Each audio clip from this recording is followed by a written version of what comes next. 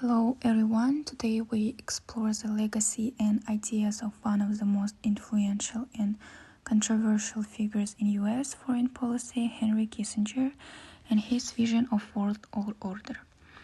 So who was Henry Kissinger? Henry Alfred Kissinger was a German-born American diplomat and political scientist. He served as UN National Security Advisor from 1969 to 1975 and as Secretary of State from 1973 to 1977. He was awarded the Nobel Peace Prize in 1973, though not without controversy. A key figure in shaping US foreign policy during the Cold War, Kissinger remains a polarizing figure. Kissinger's legacy includes not only diplomacy but also deep controversy. He was linked to the US bombing of Cambodia, the military coup in Chile, support for Argentina's dirty war, backing Pakistan during the Bangladesh Liberation War, and for many, these actions raised difficult moral questions about the cost of pursuing national interests.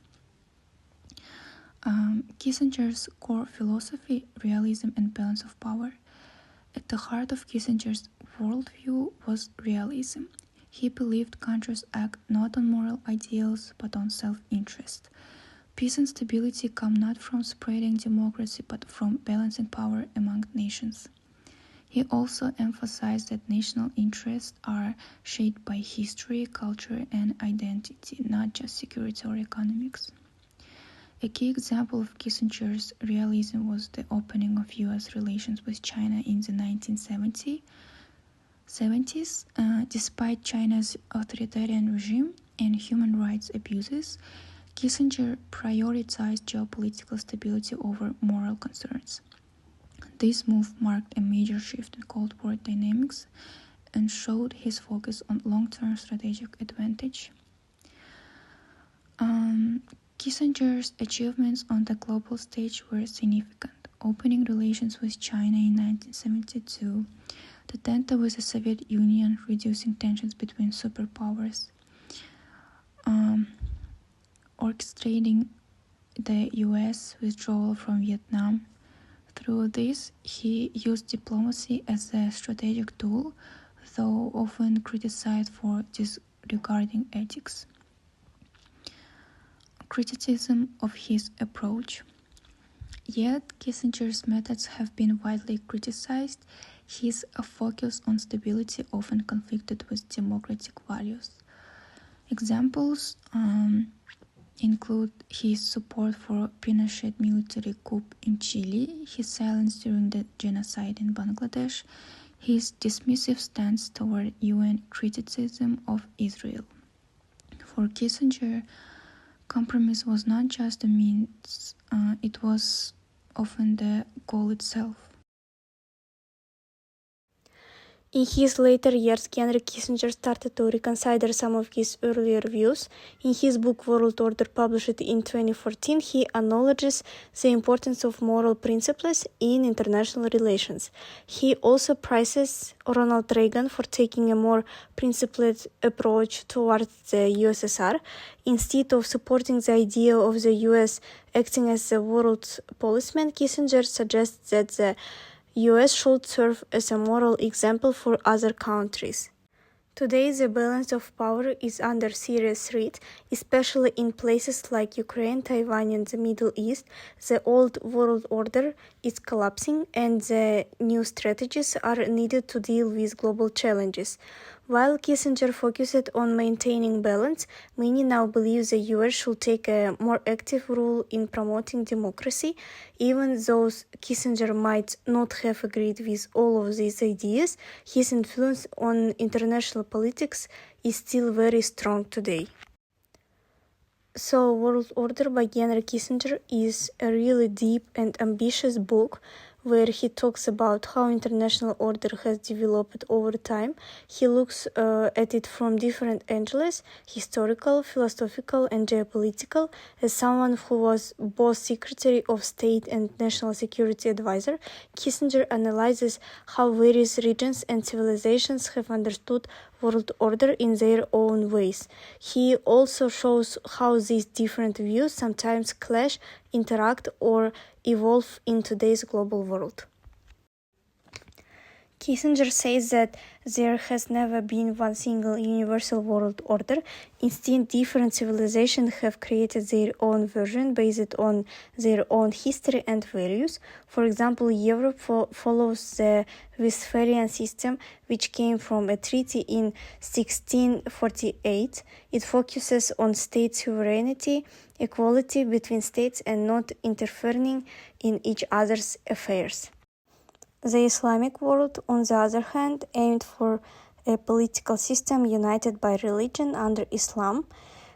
China saw itself as a middle kingdom with surrounding countries in a sort of tribute system, and the US, influenced by Enlightenment ideas, has always tried to promote a liberal international order based on democracy, human rights, and global rules.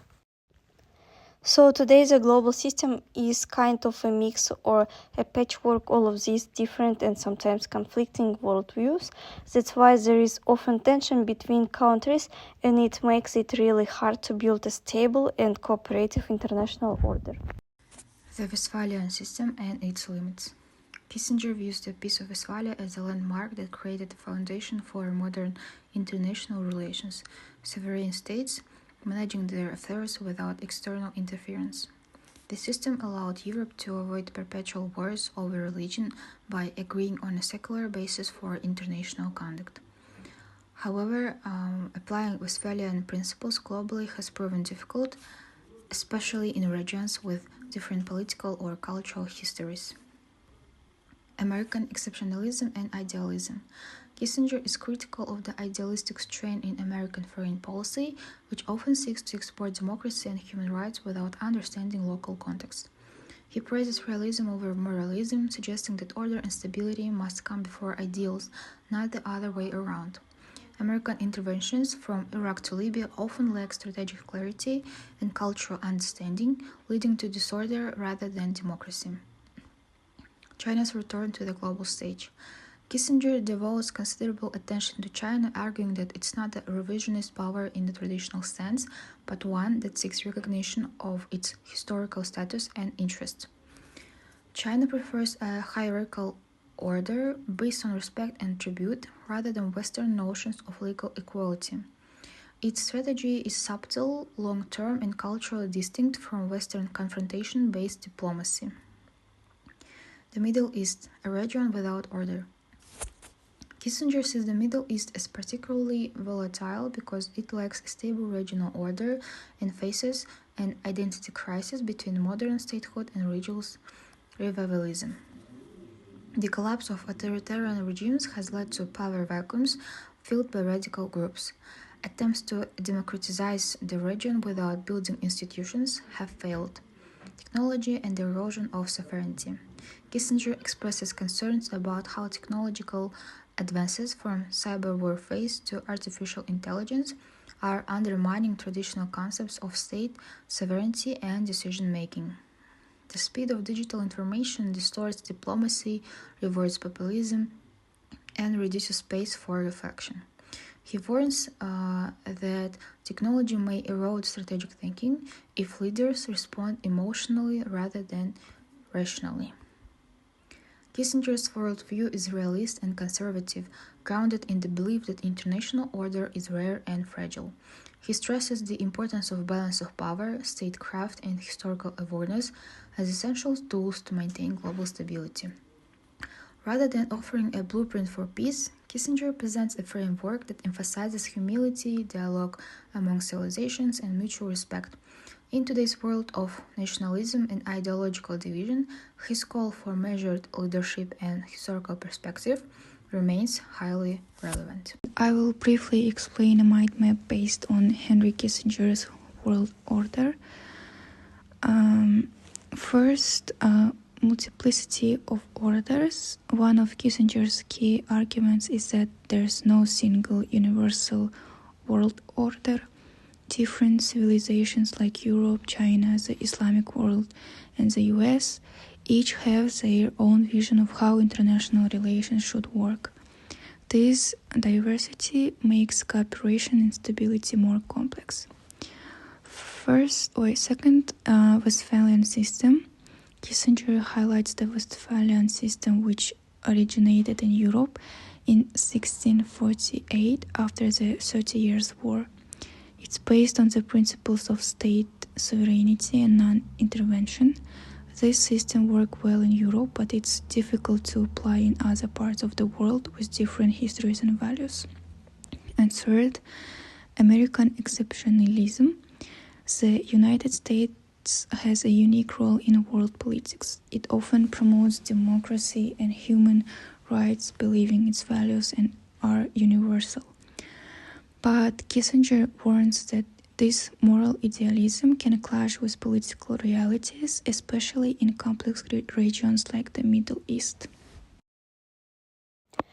China's vision. China follows a hierarchical model based on respect and stability rather than legal equality.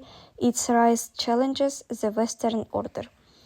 Middle East instability. The region lacks a coherent system due to regime collapses, radicalism, and failed interventions.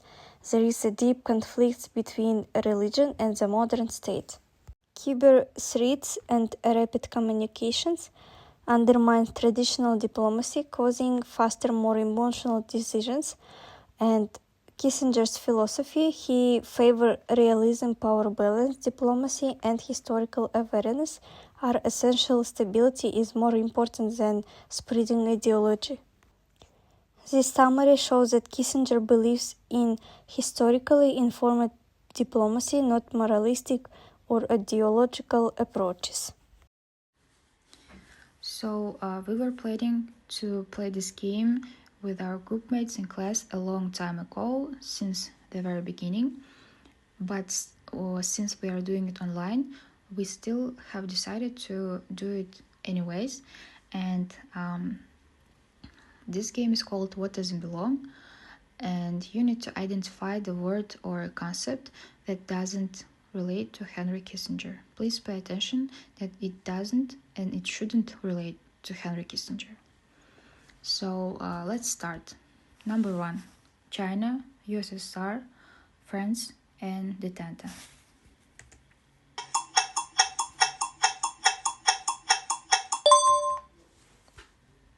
And the right answer is France. It wasn't a key player in the policy of Detente, unlike China and the USSR. And second question is Nixon, Brezhnev, Obama, and Ford.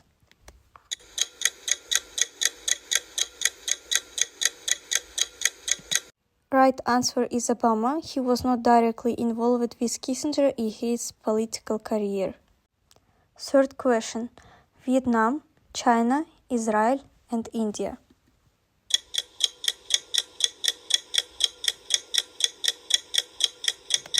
So right answer is India. India was not a major focus for Kissinger, unlike Vietnam, China, or Israel. Next one, Nobel Peace Prize, Cold War, Vietnam War, or Cuban Missile Crisis.